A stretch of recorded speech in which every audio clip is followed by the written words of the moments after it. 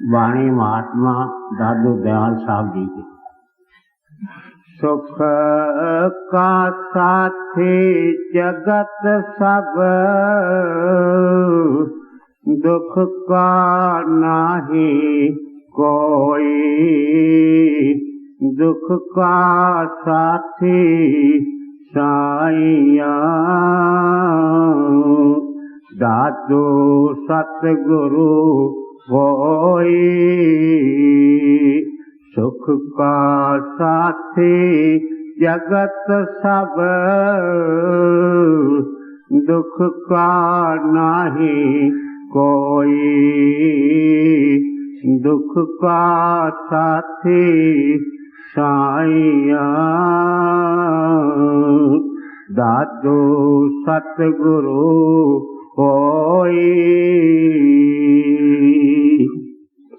यह महात्मा दादू दयाल साहब की वाणी है,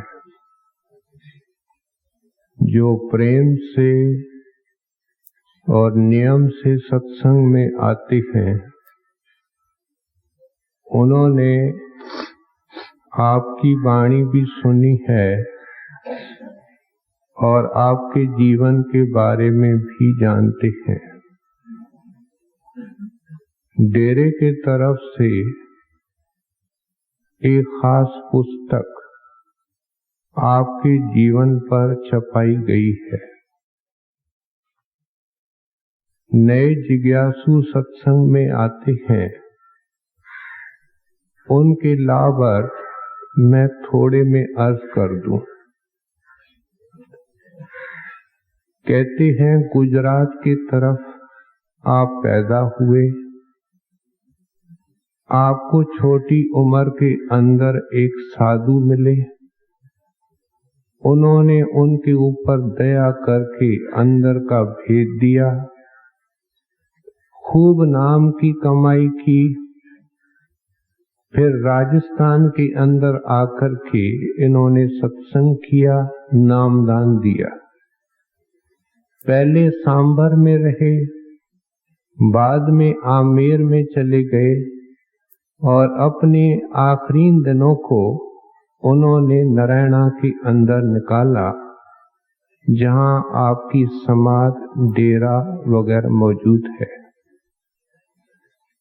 आपकी वाणी को भी हम सुनते आते हैं समय समय पर, और काफी आपकी वाणी है जिसके कुछ अंश हम आज ले रहे हैं। जो नियम से सत्संग में आते हैं वे जानते हैं कि हम मुख्तलफ और विभिन्न महात्माओं की वाणी लेते हैं। क्यों लेते हैं? इसका टू फोल्ड पर्पस है। पहला कि जिस महात्मा के अंदर हमारी आस्था है, विश्वास है, जिसको हम मानते हैं, अगर उसके वाणी से हमको उपदेश मिलेगा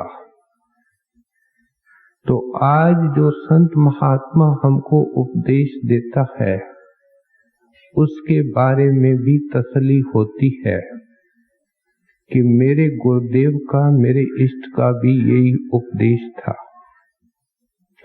दूसरा इसका पर्पस ये है, मकसद ये है कि ये महात्मा, दरवेश और मिस्टिक्स अलग अलग वक्त पर हुए, अलग अलग देशों में, अलग अलग जातियों में, और उस वक्त हुए जब मेल जोल के कोई साधन नहीं थे, हवाई जहाज नहीं थे, स्टीमर्स नहीं थे, न कोई डाक तार के साधन थे। और फिर हम देखते हैं कि 2000 साल पहले जो क्राइस्ट ने समझाया वो 1200 साल पहले ईरानी दरवेशों ने समझाया, शम्स तबरेज ने समझाया, मौलाना रूम ने समझाया, ख्वाजा हाफिज ने समझाया। फिर हमारे हिंदुस्तान के अंदर अनेक महात्मा हुए हैं, और जब हम इन सभी महात्माओं की वाणी की तुलना करते हैं तो पता लगता है कि रास्ते के महात्मा होते हैं, और माफ करना, ऐसे रास्ते के महात्माओं की वाणी यहाँ ली नहीं जाती है। सिर्फ उन महात्माओं की वाणी की व्याख्या की जाती है जो धूर्धाम के महात्मा हैं। फिर पता लगता है कि उनका इष्ट और मंजिल भी एक थी, उनका रास्ता भी एक था और मुक्ति का तरीका भी एक है। वो इंसान के अंदर है, वो नाम का मार्ग है जो आखिर जाकर के हमको सतनाम के अंदर लीन कर देता है। अब जब हम वाणी लेते हैं तब उस वाणी के अंदर कोई विशेष प्रसंग आता है। दादू दयाल साहब का पहला दोहा, पहली कड़ी हमने सुनी। आप फरमा रहे हैं, सुख का साथी सब जगत है, शिक्षा का एक हिस्सा। फिर आगे क्या कहती हैं, दुख का साथी साइया दादू सतगुर होए। कहते हैं भाई, जिसको तुम सुख का साथी समझते हो वो मतलब का साथी है और कुछ अरसे के लिए है। तेरा सच्चा साथी दुख और सुख दोनों के अंदर साझीदार कौन है? पहले साईं का नाम ले रहे हैं, परमात्मा का, और फिर सतगुरु का भी नाम ले रहे हैं। थोड़ा इसको उदारता से देखें। बच्चा जब माता के गर्भ में होता है, सब संतों की वाणी कहती है कि महा दुखदाई अवस्था में होता है। वहां उसकी प्रतिपाल करने वाला कौन है? माता को ये खुद खबर नहीं कि मेरे पेट में कौन है, कौन सी आत्मा मेरे अंदर आई हुई है। ये छोटा सा चमड़े का टुकड़ा होता है, बढ़ता है, इसको आंखें लगती हैं, इसको और अंग लगती है।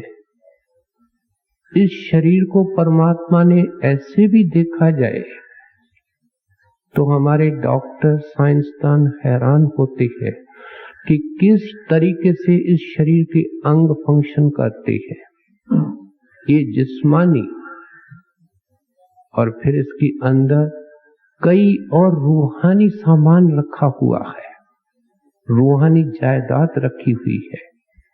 उस वक्त इसका मददगार एक साईं है, और साईं इसकी मदद किस तरीके से करता है कि परमात्मा इसको रोशनी के अंदर रखता है, शब्द के अंदर रखता है, तब ये 10 महीने वहां निकाल सकता है।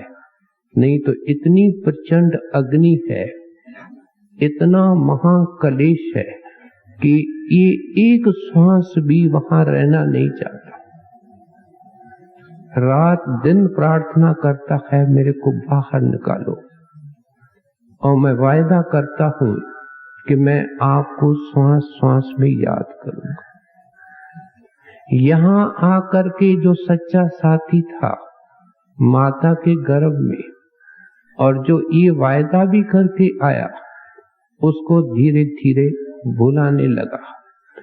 इस वायदे का जिक्र सभी संतों ने वाणी में किया है, और हमने भुलाया है, ये हम जानते हैं कि जो हमारा सच्चा साथी है, जो पहले हमारे दुनिया में आने से पहले था, इस वक्त है, अंत के समय होगा, आगे होगा, उसको तो हमने बिल्कुल भुलाया है।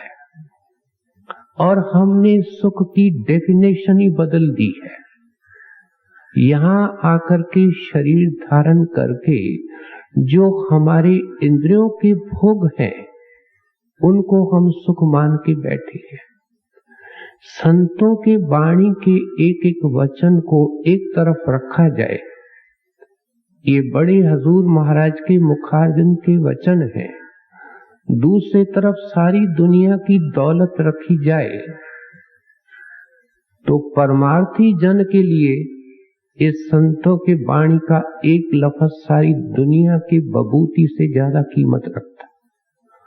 क्यों कि मरते वक्त ये सब कुछ यहां रह जाता है, लेकिन अगर ये वचन आज दादू दयाल साहब का वचन है, अगर हृदय के अंदर बैठे तो ये गंदी दुनिया से छुटकारा पा सकता है। संतों के उपदेश को सही अर्थों के अंदर समझना चाहिए। कहते हैं देखो, तू शरीर करके जब पैदा हुआ, धीरे धीरे अंदर का राज भूल गया, माया ने तेरे से भुला दिया, तू कुटुंब परिवार के अंदर रहने लगा, बड़ा हो गया, आज तुम्हारी 30, 40, 50, 60 साल उम्र है। ऐ बंदा, ऐ इंसान, जो जिंदगी तेरी निकली है, पहले उसकी पड़ताल करने की कोशिश तो कर कि तुमको इस जिंदगी के अंदर कितने धोखे मिले हैं, कितने कपटी और स्वार्थी और मतलबी लोग मिले हैं। कभी कभी हमारे जिंदगी के अंदर ऐसी घटनाएं घटती है कि जिनके ऊपर हम जी जान लगा करके बैठे होते हैं, वो धोखा देने के अंदर कोई देर नहीं करते हैं, फिर दुनिया की असलियत सामने आती है। आप कहते हैं ये जितने साथी हैं, इंसान एक सामाजिक प्राणी है, समाज के अंदर रहना उसका जरूरी है। क्यों कि संतान के उत्पत्ति का इंस्टिंक्ट इसके अंदर है, न केवल इंसान में, सब जीवों में। चिड़िया अपना परिवार बनाती है, पशु अपना परिवार बनाता है, इंसान बनाता है। ये जो फैमिली है, परिवार है, ये छोटे में छोटा सोशल यूनिट है। और आम दुनियादार की हालत ये है कि ये केवल इसी के साथ ही बंधा होता है, यहां तक ही महदूद होता है। कहते हैं जिनके साथ तू महदूद है, जिनको अपना अपना समझता है, प्यारे ये तेरे नहीं है, ये सब तेरे सुख के साथी है। मतलब क्या है? सुख से मतलब क्या है? पहले देखो, सुख के दो हिस्से हैं। दुनिया के अंदर जितना सुख मिलता है वो माया या पैसे के द्वारा मिलता है। आपके पास पैसा है और खूब पैसा है, आप अच्छा भवन खरीद कर लेते हैं, उसको फर्निश कर लेते हैं, कार खड़ी हो जाती है, नौकर आ जाते हैं, पड़ोसी और आसपास के लोग आपकी इज्जत करते हैं। सब कुछ किसके द्वारा हुआ? पैसे के द्वारा हुआ। इसलिए आज आम तौर पे जैसे जैसे भौतिकवाद बढ़ता जाता है, मटीरियलिज्म का विकास होता है, जीव बाहर मुखी होकर के पैसे को दीन ईमान समझ करके बैठा है। किसी ने कहा है, न ईसा न मूसा, बड़ा पीर पैसा।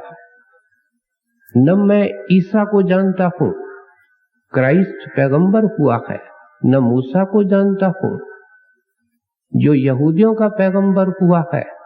मेरा पैगंबर पीर और खुदा तो पैसा है। ये कौन कहता है? आज का हर एक दुनियादार कहता है। दादू दयाल साहब हमको हिलाना चाहते हैं, हमको जगाना चाहते हैं, हमको उठाना चाहते हैं, हमको चलना सिखाना चाहते हैं, हमको मंजिल के ऊपर पहुंचाना चाहते हैं। इस भाव से संतों की वाणी को सुनना चाहिए कि वो चाहते क्या है। कहते जिनको तू सुख का साधन समझ करके बैठा है, इंसान सुख कैसे लेता है? शरीर के द्वारा ही लेता है। आंखों के द्वारा सुंदर सुंदर शक्लें, सुंदर सुंदर पदार्थ, और इस तरीके से जुबान के द्वारा मीठे सलूने स्वादी भोजन होने चाहिए। सुनने को जो चीज मिले वो मधुर हो, जिसके अंदर हमारी महिमा हो, हमारी उपमा हो। निंदा आलोचना कोई सुनना नहीं चाहता है, चीखना चिल्लाना कोई सुनना नहीं चाहता है। ये सारी इंद्रियां इन भोगों को सुख समझ करके चलती है। लेकिन हमारे पुराण कहते हैं कि जिस वक्त इंसान की मौत होती है, उस धर्मराय के दरगाह के अंदर ये इंद्रियां हमारी दुश्मन बन करके खड़ी हो जाती है। आंखें कहती हैं ऐसे ऐसे चीजों की तरफ देखता रहा जो इनकी अपनी नहीं थी, पराई थी।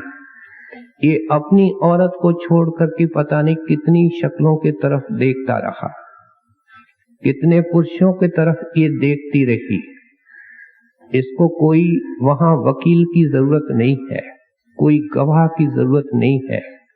ये हमारी इंद्रियां जिनको दिन रात अपना समझ करके, सुख का साधन समझ करके हम तृप्त करने की कोशिश करते हैं, यही हमारे अंदर दुश्मन होकर के बैठती है।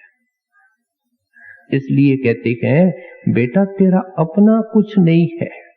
स्वामी जी महाराज वाणी के अंदर क्या लिखते हैं, कुटुंब परिवार मतलब का बिना धन पास नहीं आई। मैं अभी जिक्र करके आया कि जो कुछ संसार के अंदर मिलता है वो धन के द्वारा मिलता है।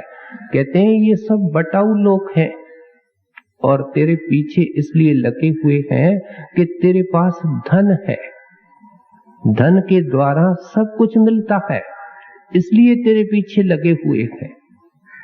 एक रोचक वार्ता किताबों में आती है कि एक बुजुर्ग को 5 बच्चे थे, दौलत भी बहुत थी, इसलिए बच्चे भी उसको बहुत प्यार करते थे। बुजुर्ग हो गया तो भी कदम कदम पे इज्जत। क्यों इज्जत? कि मिलने की आशा है। कितनी उम्र होगी, कुछ साल होगी, हमको देके जाएगा।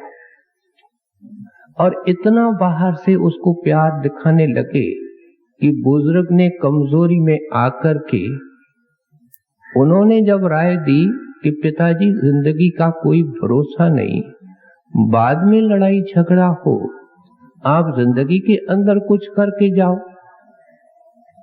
उनका पूर्ण विश्वास उनके ऊपर था।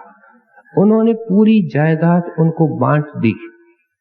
कहते हैं फिर मेरी देखरेख। कहते हैं साहब आपको हम फूलों के ऊपर रखेंगे। कौन कहता है? 5 लड़के कहते हैं, 5 बहुएं कहती हैं, उनके बच्चे कहते हैं। और जब उन्होंने सब कुछ उनको दे दिया, देखता है धीरे धीरे कभी नाश्ता मिलता है, कभी नहीं मिलता है, बीमार पड़ा है, कोई दवा लाने वाला नहीं, दिन ब दिन कमजोर होने लगा, चिंतित बहुत रहता था। और इस फिक्र के अंदर था कि मैंने उस घड़ी के अंदर ये गलती कैसे कर दी। एक दिन बाहर निकला, उसका एक पुराना मित्र उसको मिल गया। कहता है क्यों आज ये तुम्हारी हालत है? कहते हैं मैंने कमजोरी के अंदर आकर के ये गलती कर दी है। कहते हैं भाई सब धन के साथी होते हैं और इसको तुमको अंतिम श्वास तक अपना बना करके रखना चाहिए था। अगर तुम्हारे को पत्नी नहीं है, बहू बेटे तो सेवा तभी करेंगे। कहने लगे फिर मेरे को कुछ तरीका तो बता, तू बड़ा सियाना आदमी है। उसने कान में उनको एक योजना बता दी। ये खुश हो गया। 2-1 दिन के बाद इनका दोस्त घर पर आया और जानबूझ करके उस समय आया जब घर के सब आदमी घर में बैठे थे। और इन्होंने आकर के दरवाजा खटखटाया। एक छोटी डिब्बी या पेटी अति सुंदर मखमल से सजी हुई उसके हाथ में थी और सब घर वालों के बीच में बैठ गया ताकि वो उस चीज को अच्छी तरह देख ले। कहने लगे भाई कैसे आए हो? कहते हैं देखो आपके पिताजी मेरे को रास्ते में मिले थे और वो अब इस वक्त परेशान है, इसलिए उसकी अमानत मेरे पास पड़ी थी। अब ये मौका है कि उसकी मदद होनी चाहिए। बच्चे सोचने लगे कि इसकी असली दौलत तो इसके पास थी, इसने तो हमसे जिक्र भी नहीं किया। ये कहकर के वो उनका दोस्त ऊपर चला गया, बुजुर्ग के कमरे में चला गया, उनसे बातचीत करके वो सुंदर पेटी छोड़ करके चला गया। दूसरे दिन उनकी खुशामद होने लगी, उनकी सेवा होने लगी। कई बार पूछते हैं कि कुछ खाओ कुछ पियो, और अच्छे अच्छे कपड़े देते हैं, पांव भी दबाते हैं, मालिश भी करते हैं। और बीच बीच में पूछते हैं पिताजी इस पेटी में क्या है? तो कहते हैं भाई जो कुछ था आपको तो दे दिया, थोड़ा बहुत तो मेरे लिए रहने दो। और उनके सामने अलमारा खोल करके पेटी को उसमें रख दिया। अब ये सोचने लगे कि पता नहीं कितनी धन दौलत इसके अंदर है और इसकी जिंदगी तो 1-2 साल होगी, भाई कर लो सेवा, ये भी मिल जाएगा। बीच बीच में जरूर पूछें कि पिताजी दिखाओ तो सही, दो नहीं। कहते हैं मैंने देख लिया, दिखाने के आप लायक नहीं है। इस तरीके से आराम से 4 दिन जिंदगी में निकाल के गया। बच्चों ने उधर उनका संस्कार किया, उधर पहले अलमारे को चाबी लगा करके उस पेटी को खोला। देखते हैं छोटे छोटे किंकर पत्थर उसमें पड़ते। उसको सियाना आदमी मिल गया सिखाने वाला कि ये प्यार तेरे से क्यों करती है। महात्मा हमको इस नुक्ते के ऊपर लाना चाहते हैं कि मरने के बाद अगर तुम सबक सीखोगे, अंतवेले सबक सीखोगे, बेहतर है कि हमारी शिक्षा सुन करके सबक सीख लो। इसका अर्थ ये है कि इनको प्रेम से रखना है, क्योंकि संत मत प्रेम के ऊपर आधारित है। परमात्मा प्रेम का रूप है। ये संत महात्मा जो हमको समझाते हैं ये प्रेम के अवतार होते हैं। इनका संदेश भी प्रेम का होता है, नफरत की जगह है नहीं। लेकिन कहते हैं अक्लमंद होकर के, सियाना होकर के इनसे सेवा लो, इनसे सेवा कराओ और इनकी सेवा करो, लेकिन इनका दीन ईमान इनको न अपना बनाओ। प्यार किसके तरफ करो? कहते हैं इसको स्विच ओवर करो, इसकी दशा बदलो और साईं के तरफ कर दो, सतगुरु के तरफ कर दो। वाणी के अंदर कई जगह आया है कि तू अपनी सुंदरता का नाज करता है, लेकिन कभी विचारता है कि ये सुंदरता तुमको किसने दी है?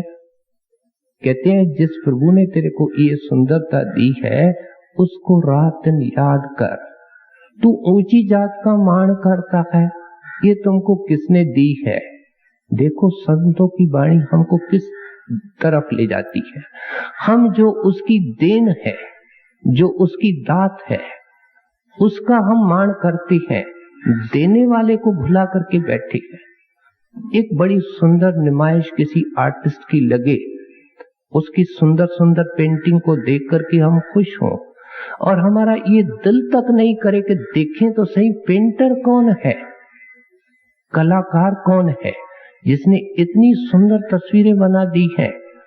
कभी हमारे मन में ख्याल आया है?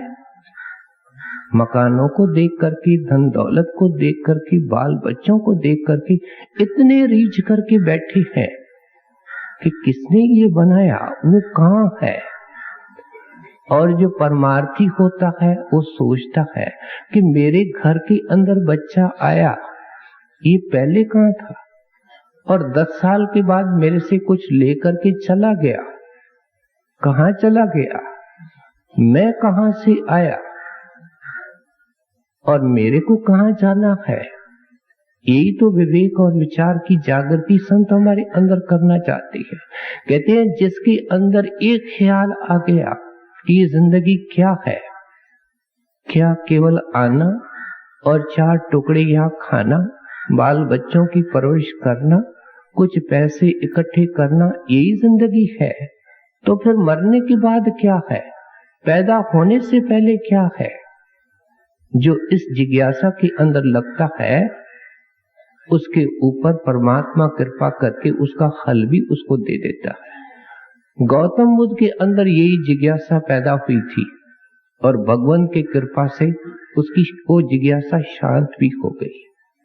पहले आंखें बंद करता अंधेरा नजर आता था, फिर बुद्ध भगवान बन गए। बुद्ध का मतलब ज्ञानी। आंखें बंद करता था, उनको प्रकाश था और प्रकाश में सब नजर आता है कि मैं कहां से आया हूं, मेरे को कहां जाना है, बल्कि ये दुनिया का रचयिता कहां है और रचना क्यों बनी है, रचना कैसे चल रही है। ये दिल का ग्रंथ खुल जाता है अंदर जाने से और इसको सब सोझी आ जाती है।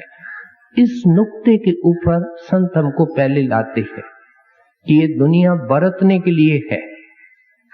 ये दुनिया दीन ईमान नहीं है। दीन ईमान तुम्हारा वो मालिक है। और साथ में दादू दयाल साहब सतगुरु का जिक्र करते हैं, क्योंकि मालिक अलग है, अगम है, अदृष्ट है, अगोचर है। न हम उनसे बात कर सकते हैं, न उनको इन आंखों से उनका दर्शन कर सकते हैं, न कानों से उनकी वाणी सुन सकते हैं। तो इसलिए इस हमारी जो मजबूरी है उसको पूर्ति के लिए सारे संत हर सप्ताह हम सुनते हैं। उस मजबूरी को पूरा करने के लिए वो खुद चोला धारण करके यहाँ आता है। आप देखें, इस आकाश मंडल के ऊपर तुर्या पद है।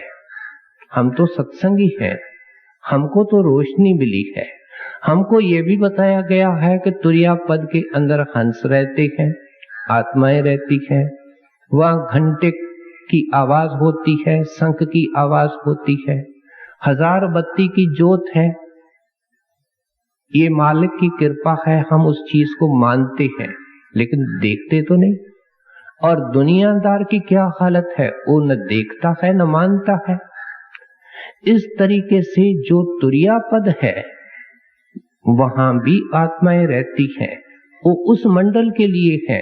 उनको कुछ पता नहीं है कि ब्रह्म का देश कहाँ है और उसमें कैसे जा सकते हैं।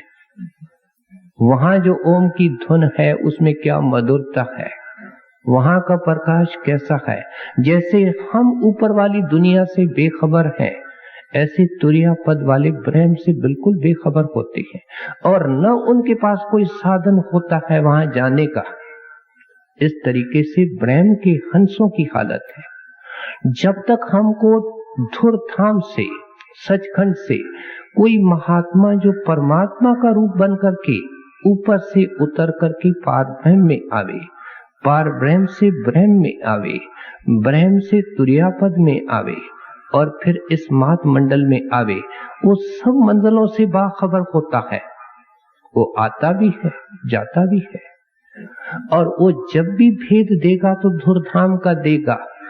क्यों कि उसको पता है कि बीच में जो चीज बनी है वो फना और नाशमान है, वो कर्मों का दायरा है।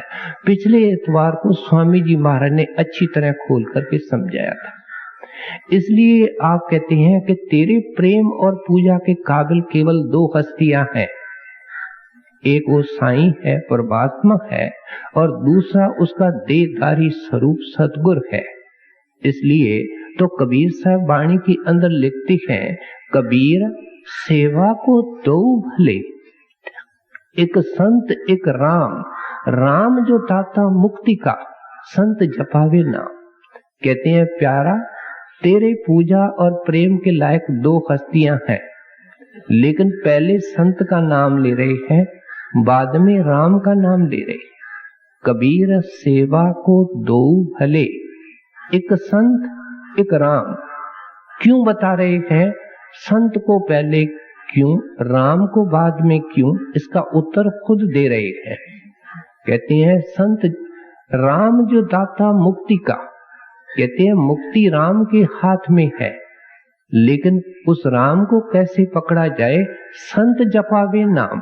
संतों के पास नाम का भेद होता है और उसको जप करके, उसका अभ्यास करके, साधना करके तो उस नाम को पकड़ सकता है जो तिनके तिनके के अंदर रमा हुआ है।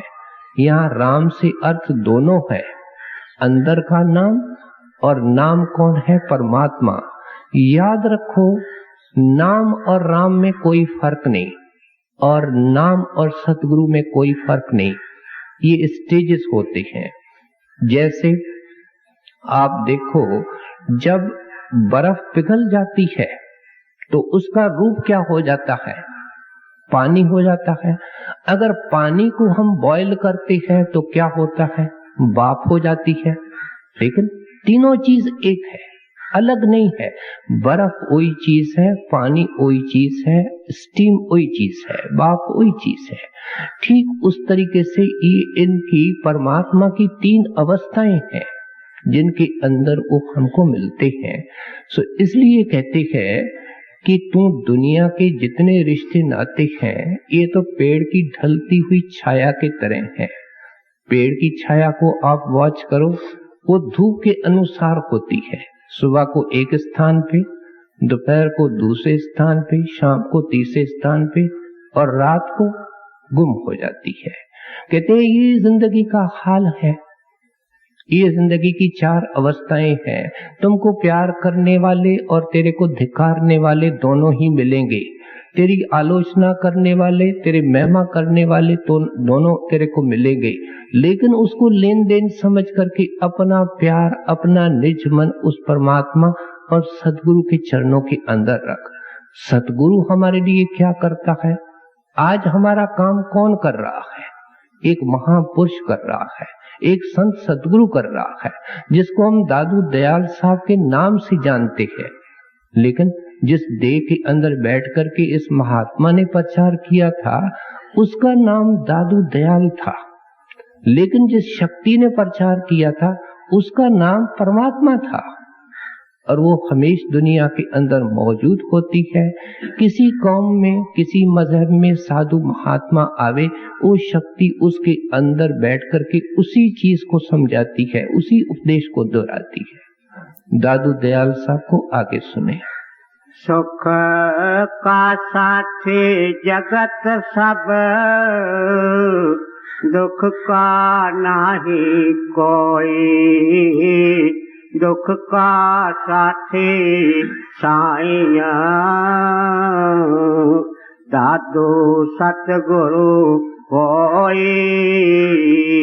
सगे हमारे साथ हैं, सिर पर सिरजन हार। दादू सतगुरु सो सगा, दूजा धुंध विकार। जब तक हम इस धुंध और विकार से निकलते नहीं हैं, रोशनी के दायरे के अंदर नहीं जाते हैं, तब तक हमको पता ही नहीं चलता है। जब बड़ा डेंस फॉग होता है, कभी कभी ऐसा धुंध होता है कि हवाई जहाजों की उड़ानें रोकी जाती हैं, यातायात रोके जाते हैं। 10 फुट के ऊपर आदमी खड़ा होता है, नजर नहीं आता है। कहते हैं ये हालत इस दुनिया की है और ये दुनिया की हालत रहेगी जब तक इस धुंध से निकल करके प्रकाश के दायरे के अंदर नहीं जाते। और वो कौन करता है? कहते हैं वो गुरु करता है। गुरु संस्कृत शब्द है जिसका अर्थ ही ये है कि जो अंधेरे को बदल करके प्रकाश के को सामने लावे। जो प्रकाश के को हमारे सामने लाए वो खुद प्रकाश के दायरे के अंदर होता है। लेकिन महिमा दादू दयाल साहब किसकी कर रहे हैं? कहते हैं मेरे सतगुरु की। आज हम क्राइस्ट के किश्ती के अंदर बैठ करके इस भवसागर को पार नहीं कर सकते। आज हम कबीर साहब के किश्ती के अंदर बैठ करके इस भवसागर को पार नहीं कर सकते हैं। माफ करना, ये महात्मा समझा रहे हैं, दादू दयाल साहब समझा रहे हैं। कहते हैं मैं किसके किश्ती के अंदर बैठा? मैं अपने सतगुरु की किश्ती के अंदर बैठा। इस तरीके से ए दुनिया का बंदा, अगर तुमको भव सागर को पार करना है तो तुमको वक़्त का जो रूहानी मलाह है उसके जहाज में, उसके किश्ती के अंदर बैठना पड़ेगा। बड़े सुंदर तरीके से समझाते हैं, क्योंकि इस नुक्ते के ऊपर आकर के बड़े बड़े आलिम, फाजिल और विद्वान धोखा खा जाते हैं कि कोई हमारा पुरातन महात्मा मदद कर सकता है।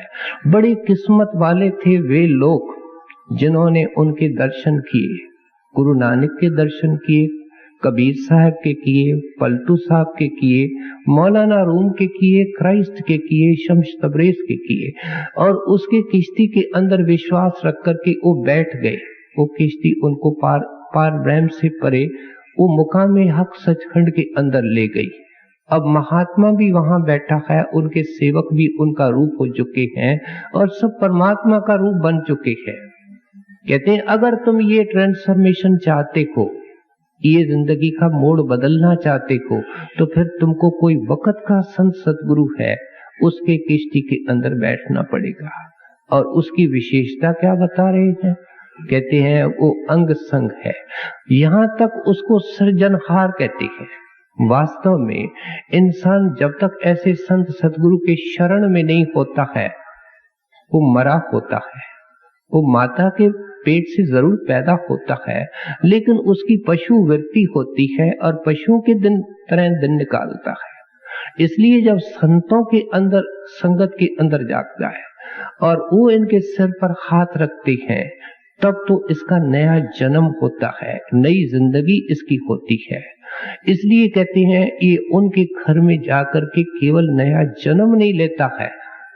जब जन्म ले लेता है बच्चा तो पिता के सभी चीजों का हकदार बन जाता है। इसलिए संत महात्मा लोक और परलोक दोनों को, सत्संगी को अपने मुट्ठी के अंदर रखते हैं। हम बेखबर हैं वो दूसरी बात है, लेकिन संतों महात्माओं की वाणी और दरवेशों का कलाम क्या कहता है कि उसको कभी संत महात्मा की शरण मिले, किस भी उम्र में मिले, लेकिन जिस दिन से वो पैदा हुआ, बल्कि मौलाना रूम लिखते हैं उससे पहले भी उनके ऊपर वो संत निगाह रखता है। माफ करना, जो हम आज सत्संगी बने हैं, हमको पहले पता है क्यों हम सत्संगी बने हैं? पिछले जन्म में क्या हुआ था जिसने हमको अधिकारी बना दिया? क्या हम अधिकारी हैं? क्या हम इतनी उत्तम चीज के लायक हैं? अपने अंदर झांके। इसलिए कहते हैं हम बेखबर होते हैं, करने वाले ये होते हैं। सारे परमार्थी जिंदगी का निर्माण करने वाले हैं और उस सेंस में कहते हैं सृजनहार हैं। और फिर जिसको वो जन्म देते हैं उसकी देखरेख करते हैं।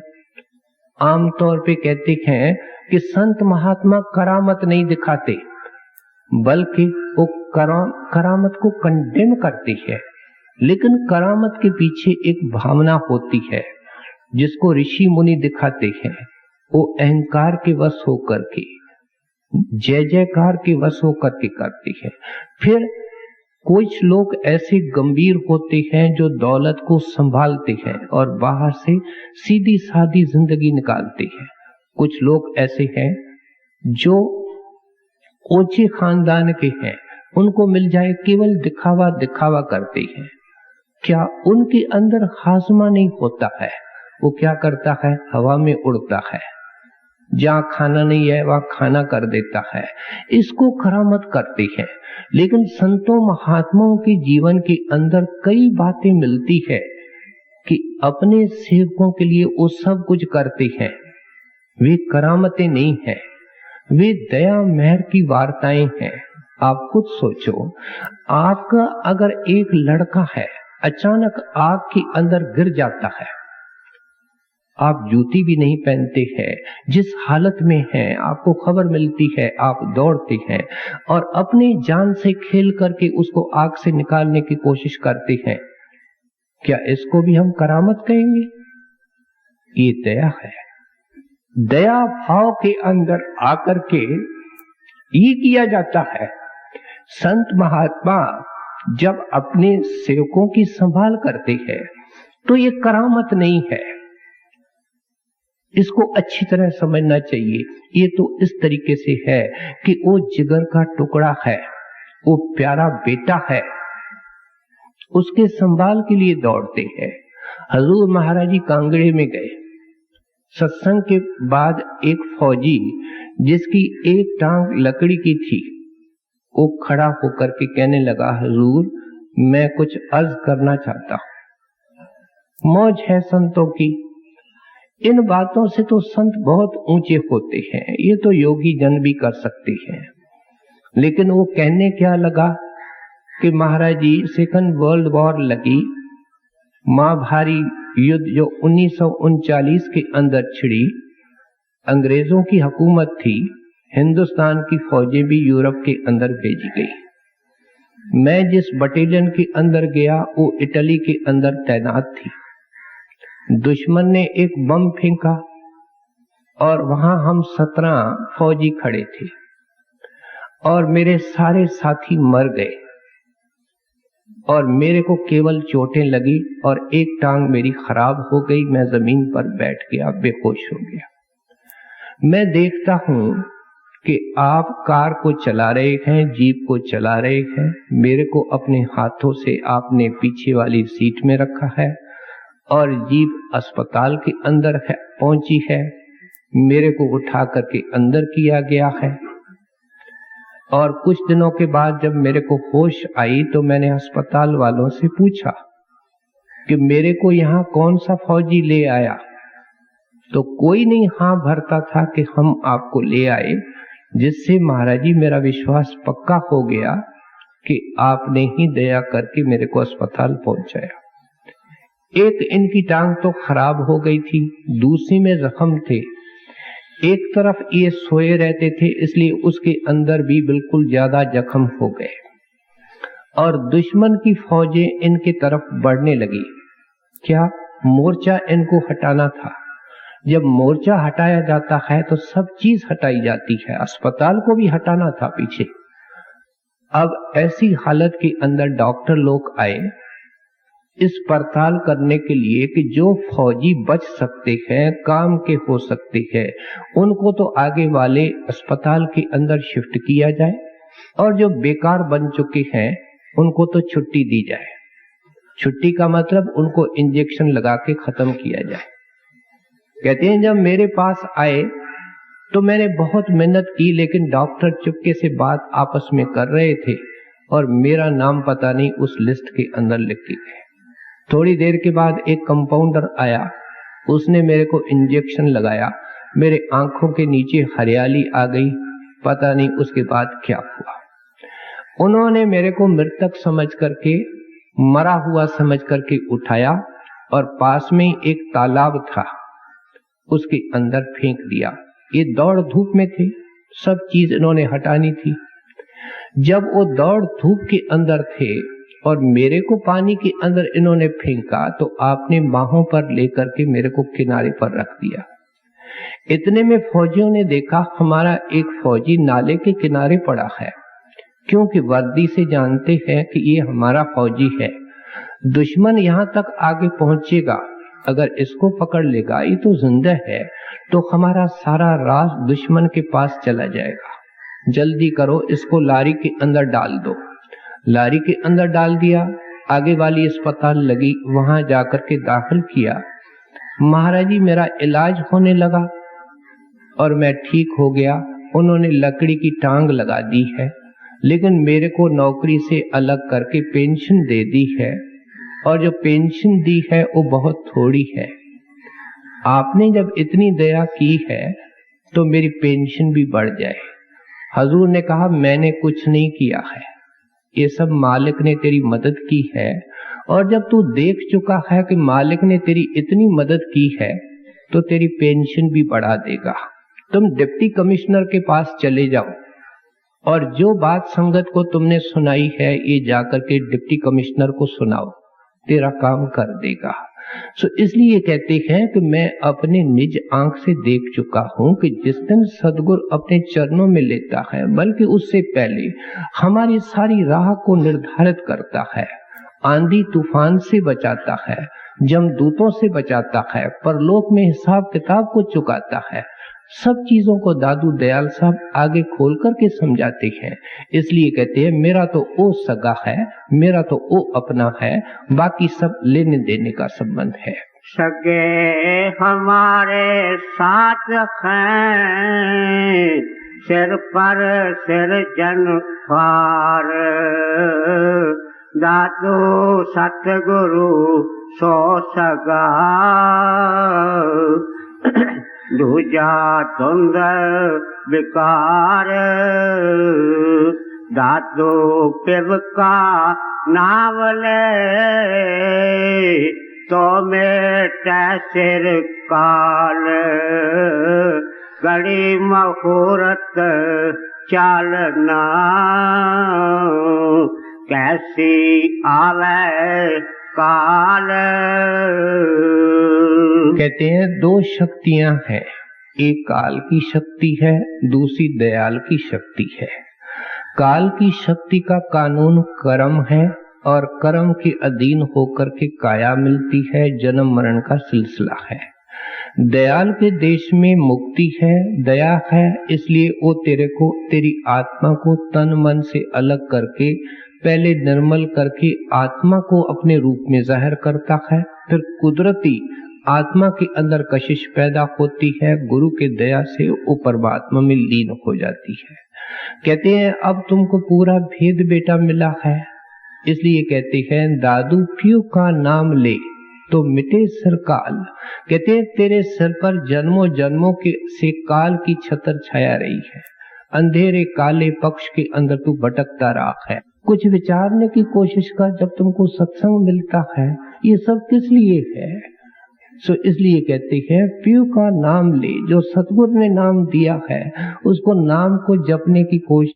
आम दुनियादार में हम हैं जो जन्मों जन्मों से जमदूतों के हाथ से खराब होते आए हैं, अपमानित होते आए हैं। कहते हैं ये हर एक इंसान की हालत है, उसका इतिहास है। जब जमदूत आकर के यहाँ खड़ा होता है तो इसकी अंदर से जुबान भी बंद की जाती है और ये बताता नहीं कि वो क्या अंदर हो रहा है। संत कहते हैं कि इतनी तकलीफ इंसान को होती है जिसका कोई बयान ही नहीं हो सकता है। सहजोबाई लिखती हैं कि एक ही जगह पर एक इंसान को 1000 बिच्छू काटे, एक कोई बिच्छू हमको काटता है, हम तड़पते हैं, तो उस इंसान की जो पीड़ा होगी उससे ज्यादा पीड़ा अंत समय होती है जब जमदूत इसको शरीर से निकालता है। शरीर से निकालने में तकलीफ क्यों होती है? क्योंकि हम शरीर से कभी निकले ही नहीं।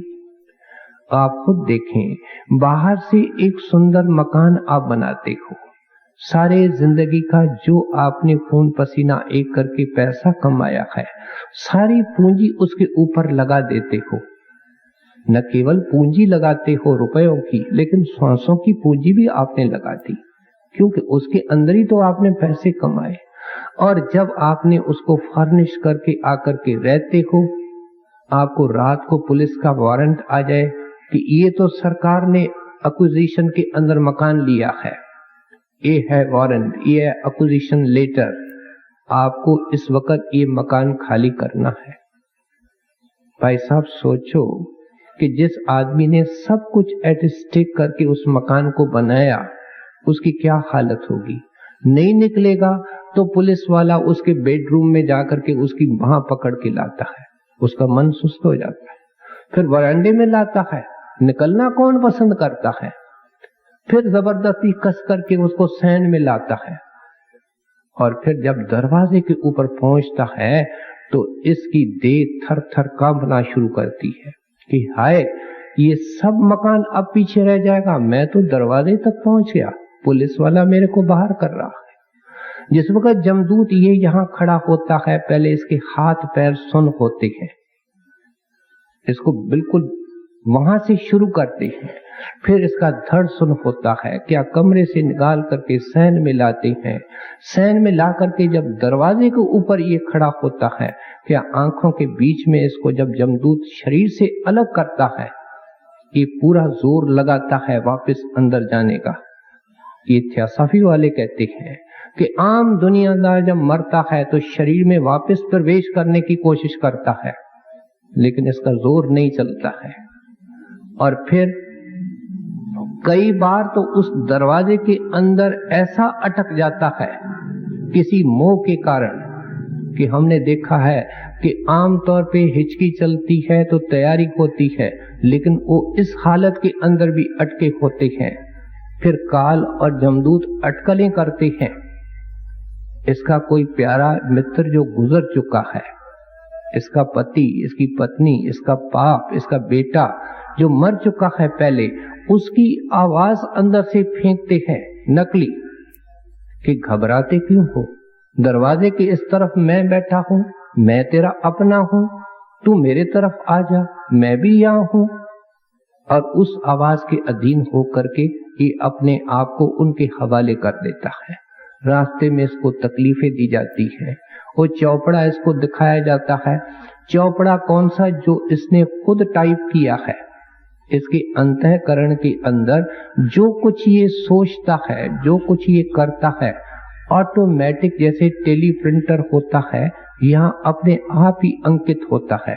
वही लेखा निकाल करके इसको दिखाते हैं, और जो इसने किया है सब इसके सामने।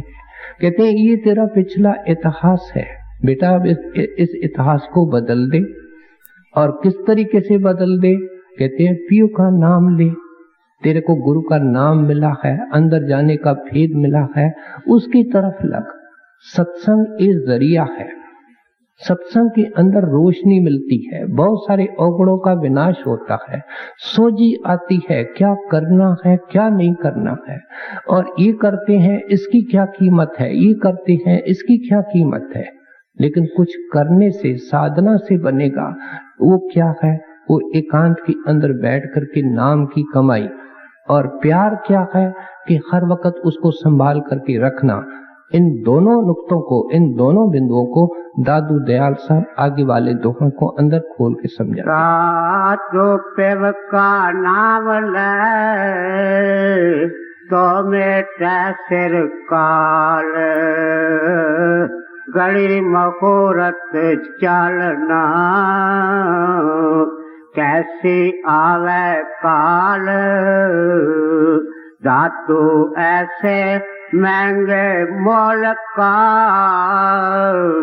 एक सांस जो जाए 14 लोक समान सो, काहे रेत मिलाए। मुसलमान दरवेश 14 तबक का जिक्र करते हैं, हिंदू महात्मा 14 लोगों का जिक्र करते हैं, और अंतिम मुकाम कौन है? जो कुल मालिक परिपूर्ण परमात्मा का है, उसको मिला करके ये 14 लोग कहते हैं। अब सोचें कि जो हमारे श्वास निकल रहे हैं, उस एक श्वास की कीमत इतना चोटी का महात्मा 14 लोग के बराबर बता रहा है। आप कहेंगे महात्मा का अर्थ क्या है? मतलब ये है कि वो 14 लोग जो धुरधाम का देश है, वहां का अगर संत सदगुरु हमको मिलता है और उसका जो नाम है, उसके सिमरने में, उसके ध्यान में, शब्द के सुनने में जो श्वास लगता है, वो हमको इस रचना से पार कर देता है। इसलिए उसकी कीमत सारी रचना से ऊपर है। महात्माओं की फिलॉसफी को, महात्मा की टीचिंग को अच्छी तरह समझना चाहिए। कहते हैं पूरे संत सतगुरु का नाम होना जरूरी है, और पूरे प्यार से उसकी कमाई होनी भी जरूरी है। और फिर कदरदान कौन है? जो सांसों की चौकीदारी करता है, क्योंकि कुछ पता नहीं है सांस किस वक्त खत्म हो जाएंगी। अगर आपके घर में एक टंकी है और आप अकेले हैं, उस टंकी के अंदर पानी भर देते हैं, और कितना पानी भरते हैं इसका पता सिर्फ आपको है। फिर उसके ऊपर आप ढक्कन रख देते हैं, उसको सील कर देते हैं। अब उस टंकी को नल के 2 हैं, उनके अंदर से पानी निकालता जाता है, लेकिन किसी को ये पता नहीं है कि इस टंकी का पानी किस वक्त खत्म होगा। क्यों? कि उसके ऊपर ढक्कन है और ढक्कन सील है। क्या है, हमारे को जो श्वासों की पूंजी दी गई है उसके ऊपर अज्ञान का ढक्कन है। हमको ये पता नहीं है, उसकी चाबी संतों के पास है, मालिक के पास है, ये भेद हमारे पास नहीं है। हम देखते हैं कि नौकर सुबह को साहब के लिए बेटी लेके जाता है, कहता है साहब चाय चाय चाय, कोई जवाब नहीं। वो बेचारा घबरा जाता है, देखता है साहब शरीर में नहीं है, दौड़ता आता है, कहता है मेम साहब, साहब को क्या हो गया? कहते हैं कुछ भी नहीं। दौड़ते आते हैं, कहते हैं रात को अच्छा भला सोया था, ये क्या है कि अंदर टंकी में पानी था ही नहीं, पता किसी को नहीं, ढकना सील होता है। बाथरूम में जाता है और उसके डायरी के अंदर 6 महीने की पोस्टिंग हो रही है कि मैंने 6 महीने में ये काम करने हैं, बहुत बड़ा आदमी है, लेकिन निकलता ही नहीं। दरवाजे तोड़ तोड़ करके बाथरूमों से निकाला जाता है। डॉक्टर सर झुका देते हैं कि हम तो कुछ नहीं कर सकते हैं। कहते हैं टंकी के अंदर पानी कितना है बेटा, इन श्वासों का फायदा उठाने की कोशिश कर। ये श्वास और जो पूंजी होती है वो अगर चाहें तो आप कम खर्च कर सकते हैं, उसको न खर्च करके बचा सकते हैं, लेकिन श्वासों की पूंजी खर्च होती रहती है। आप अपने नासिकाओं को 2 मिनट उंगलियों के साथ बंद तो करने की कोशिश करें, कितनी घुटन होती है। और संत कहते हैं 1 घंटे के अंदर 1000 श्वास हमारे निकलते हैं औसतन। इतना हमारा नुकसान हो रहा है। संत कहते हैं इन श्वासों को संतों के नाम के अंदर लगा दे। कबीर साहब देखो कितने सुंदर तरीके से हमको समझाते हैं। कहते हैं जाकी पूंजी सांस है। आज किसी सत्संगी से भी पूछो तुम्हारी पूंजी क्या है, कहता है 2 लाख, एक मकान, जमीन है। वो कभी नहीं कहता है मेरी पूंजी श्वास है। ये कौन कहता है? एक महापुरुष कहता है, संत कहता है, जो ज्ञान और प्रकाश के दायरे में खड़ा है। हम अंधकार में खड़े हैं। कहते हैं जाकी पूंजी सांस है, इसके अलावा तेरी कोई पूंजी भी नहीं है। नित आए नित जाए, कहते हैं रोक भी नहीं सकते हो, आती जाती है, खर्च होती रहती है, श्वास जारी है। ताको ऐसा चाहिए, कहते हैं ऐसे आदमी को क्या शोभा देता है। ताको ऐसा चाहिए रहे राम लिव लाए। लिव किसको लेकर? कहते हैं अटूट प्यार को कहते हैं। एक एक श्वास की चौकीदारी करनी है। ये रुपए की चौकीदारी करता है, मूर्ख है। सियाना कौन है? जो कबीर साहब की शिक्षा मानता है, श्वासों की चौकीदारी करता है। आए दिन एक एक महात्मा के वचन से ठोकर मिलती है कि एक एक श्वास को परमात्मा के याद के अंदर लगाओ, उसका एक अनमोल हीरा होता है। आप देखो आकाश से पानी गिरता है, बूंदे पता नहीं कहां कहां जाकर के फैलती है, कीचड़ में भी गिरती है, किसी और अच्छी जगह में गिरती है, लेकिन एक किस्मत वाली बूंद होती है। वो समुद्र के अंदर गिरने वाली भी अनेक होती है। जो सीपी समुद्र के सरफेस पर मुंह खोल करके बैठी है, वो सीप के मुंह के अंदर बूंद चली जाती है, और जैसे ही वो बूंद चली जाती है वो मुंह को बंद कर लेती है, नीचे बैठ जाती है। और उस बूंद का, जो आकाश से बूंद गिरी किस्मत वाली, लाखों गिरी, उसका क्या बना? उसका मोती बन गया। इसलिए कहते हैं यह दम हीरा लाल है, गिन गिन गुर को सौंप। कहते हैं एक एक श्वास की चौकीदारी करो। जो तू गुरु के नाम के अंदर, परमात्मा की याद के अंदर लगा देगा, उसका जवाहर बन जाएगा, रतन बन जाएगा। इस वक्त तू कांच इकट्ठा कर रहा है। आखिर क्या कहते हैं? काहे रेत मिलाए। कहते हैं जिस श्वास की कीमत 14 लाख है, वो तू कोयले बना रखा है। कोयले कैसे बनते हैं? चंदन का टुकड़ा हो, कोयले बनाने के लिए उसको आग के हवाले करना पड़ता है। हमारे श्वास चंदन के टुकड़े हैं। आग कौन सी है? आशा तृष्णा की आग है, उसके हवाले दिन रात करके कोयले बना रहे हैं। देखो महात्मा हमारे ख्याल को कितना ऊंचा करते हैं। किसके बारे में? कि नाम की कमाई कितनी प्रबल होनी चाहिए। ये कोई घंटे 2 घंटे बैठने का मजमून नहीं बता रहे हैं। कहते हैं 24 घंटे लिव लगा करके उस नाम की कमाई करो। धातु ऐसे महंगे मोल का, एक श्वास जो जाए 14 लोक समान सो, काहे रेत मिलाए हर भज साफल जीवना, पर उपकार समाए दादू मरना तै भला, जय पशु पंखी खाए सबको सुखिया देखिए, दुखिया नहीं कोई, दुखिया दादू दास है, ऐन परस नहीं कोई, साहिब सुख साहिब मुख बोले नहीं, दुखिया दादू दास, साहिब मुख बोले नहीं, सेवक फिरे उदास, यह वेतन किया में रहे, दुखिया दादू दास, पिव बिन पल पल जुग पया, कठिन दिवस क्यों चाहे, दादू दुखिया नाम बिन, काल रूप सब खाए,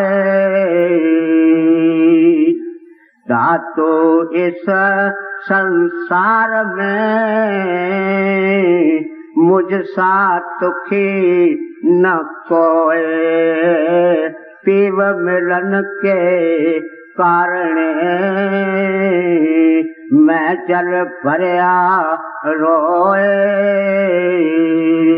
अब हमारे ख्याल को बहुत ही ऊंचा ले जाते हैं और अपनी अवस्था बयान करते हैं कि साधु महात्मा जो जिंदगी के अंदर पाते हैं, जिस दरवेश ने, जिस साधु ने, जिस मिस्टिक ने पाया है, वो किस कीमत पे पाया है, क्या क्या उसने कुर्बानी की है। और ये एक नया पक्ष है जो आम सत्संगी के जीवन के अंदर 40-40 साल के अंदर भी नहीं आता है, किसी बिरले बड़भागी के अंदर आता है, लेकिन आएगा, क्योंकि इसके बगैर हो नहीं सकता है। गर्मी खूब पड़ती है तब वर्षा होगी, अगर कोई चाहे गर्मी बिल्कुल न पड़े वर्षा भी नहीं होगी। क्यों कि वर्षा होती कैसे है? वो पानी जो समुद्रों के अंदर है वो बुखारात बनकर के आकाश में जाएगा, बादल बनेंगे, तब तो ऊपर से गिरेगा। कोई आसमान में पानी तो नहीं है, पानी तो नीचे से जाता है, बादल बन करके जाता है, और यो तब होगा जब गर्मी पड़ेगी। इसलिए कहते हैं ये ब्रह की घाटी है, फरा की घाटी है, जिसके अंदर से हर एक दरवेश साधु महात्मा निकलता है और उस हालत को बयान करते हुए कहते हैं मेरी हालत क्या हुई है। दादू दयाल साहब तो सचखंड पहुंच गए हैं, लेकिन इन घाटियों से संत महात्मा निकले हैं और उनको पता है कि उनके सेवकों ने भी निकलना है। इसलिए कहते हैं इतना ऊंचा ख्याल बनाओ। क्या कहते हैं? कहते हैं सोने वाले भी सत्संगी हैं जो रात को सोए पड़े होते हैं, फिर जागने वाले भी हैं जो जागते हैं, 3-3, 4-4, 6-6 घंटे हैं, लेकिन कहते हैं अलग होते हैं खास प्यारे जो सारी रात रोते हैं। कहते हैं वो अलग कैटेगरी के अंदर हैं। वो जागने वाले जब रोने वाले की अवस्था में आएंगे तब जाएंगे, जो रो रहे हैं वो जाने वाले हैं, क्योंकि गर्मी पड़ चुकी है, वर्षा जरूर होगी। इसलिए कहते हैं कि हमारी हालत क्या है कि जैसे शमा सारी रात जलती है, मोम उसकी किस तरीके से बूंद बूंद होकर के पिघलती है, इस तरीके से हम रात और दिन पिघलते रहते हैं, सारी रात हम रोते रहते हैं। हमारी जायदाद के अंदर आंसू ही आंसू आया है, व्याकुलता, बेकली, तड़प और विरह आई है, और हम खुश हैं इस चीज में। क्योंकि मजनू जब विरह के अंदर तड़पता फिरता, अगर कोई उसको दुनियादार मिलता, कहता है मजनू लैली का ख्याल छोड़ दे, तेरे को हिंदुस्तान का बादशाह बना देते हैं। तो मजनू कहता प्यारे तुमने मेरे को समझा ही नहीं, न लैली के प्यार को समझा, जा किसी और ग्राहक को ढूंढ ले। अगर किसी चात्रिक को पंडित समझाए, ऐ चात्रिक इतने महीने हो गए तू हाय हाय करता है, जमुना का जल पी ले, गंगा का जल पी ले, वो पवित्र जल है। तो छात्र कहता है पंडित ये पंडिताई अपने पास रख, मेरे बुजुर्गों ने चात्रिक वो शांति जल पिया है और मैं भी ये पीऊंगा, मेरे बच्चे भी इसको पिएंगे, बाकी किसी जल को अंदर चोंच नहीं लाएंगे। तो इसलिए कहते हैं कि ये जो प्यारे होते हैं जो इस अवस्था से निकलते हैं, अगर इनको कहा जाए कि भजन को छोड़ दो, इस हालत को छोड़ दो, कहते हैं नहीं, इसको तो हमने छाती से लगाया हुआ है और अब प्रीतम हमको छाती से लगाने वाला है, देर नहीं है। तो कहते हैं इस अवस्था के अंदर से निकलते हैं, जैसे बादल जितने काले होते हैं उसके अंदर से फिर उस अंदर से बूंद निकलती है, वर्षा बहती है। इस तरीके से जितनी ये गर्मी पड़ती है, विरह जोर बढ़ती है, आशा जल्दी बनती है कि अब प्रेम की वर्षा होगी। जिक्र भी करके आए, मैंने 5, 6 दोए एक साथ पढ़वा दिए समय के ख्याल से कि अंदर में गुरु का दर्शन होता है लेकिन बात नहीं करता है, ये अंदर का राज है। गुरु अंदर आता है लेकिन स्वरूप खड़ा नहीं होता, आता है जाता है। अब आप खुद देखो, आपका अति प्यारा प्रीतम आपके सामने आवे और बात करने के बगैर चले जाए तो प्रेमी के लिए और क्या दुखदाई हो सकता है। अभी ख्याल स्थिर हुआ नहीं, स्वरूप टिका नहीं, पहले टिके फिर बात करे और फिर इतना प्यार और ध्यान किया जाए कि उसमें समाये। कहते हैं ये हालतें होती हैं, उतार चढ़ाव सब में होते हैं, और जब नहीं होता है, ख्याल नहीं जमता है तो रोते हैं, बिलखते हैं, और ये आंसू क्या करते हैं, उन धीरे धीरे बादलों को हटा देते हैं। वो कौन से बादल हैं जिन्होंने सूरज को छिपाया हुआ है, और नतीजा क्या होता है कि वो बादल हट जाते हैं, सूरज की रोशनी चमकने लगती है। इसलिए एक अंग्रेजी मिस्टिक लिखता है, Tears are the telescope with which we look far into heavens. Telescope किसको कहते हैं? दूरबीन को कहते हैं। कहते हैं दूरबीन क्या काम करती है कि जो दूर चीज होती है उसको पास ले आती है। आप आंखों के ऊपर दूरबीन लगाते हो, जो दूर पहाड़ी है आपको ऐसी लगती है कि बिल्कुल मेरे पास नजर आती है। कहते हैं ये आंसू क्या है? आंसू प्रेमी की दूरबीन है। जैसे वो दूर है परमात्मा सचखंड के अंदर, सतगुरु ऊपर बैठा है, वो दूरबीन लगाने से नजदीक आ जाता है। समझाने का तरीका है कि इन आंसुओं की बड़ी कीमत है। रोती है दुनिया, रोती है, खूब रोती है, लेकिन दुनिया की याद में रोती है, दुनिया के पदार्थों के लिए रोती है, दुनिया के लोगों की जुदाई में रोती है। प्रभु के जुदाई में रोने वाले ये दरवेश होते हैं। और जिन्होंने इस तरीके से खूब रोया है, एक मुसलमान दरवेश क्या लिखता है कि काश मेरे अंदर इतनी शक्ति होती कि मैं इतना रोता कि आंसुओं का दरिया बह उठता और फिर मेरा एक एक आंसू जवाहर बन जाता और वो सारे जवाहर इकट्ठे करके मैं प्रीतम के ऊपर कुर्बान करता, तो अभी जो मेरे को उन्होंने अंदर में दिया है उसकी कीमत ज्यादा है। देखो फकीरों ने और दरवेशों ने किस खाटी को पार करके ये पाया है। सत्संगी को ये सुनकर के घबराना नहीं है, क्योंकि जिस वक्त ये सिमरन ध्यान में लगता है इसका ख्याल भी ऊंचा हो जाता है, ये ग्राहक भी ऊंचा हो जाता है और सोचता है कि एक कदम बाकी मेरे को उठाना है और मैं छत के ऊपर पहुंचने वाला हूं, इसलिए गफलत नहीं करता है। ये विरह पहले पहले मन के अंदर पैदा होती है, और मन के अंदर जब पैदा होती है, अभी आत्मा दबी है, मन प्रधान है, तो अंदर में सिमटाव होता है।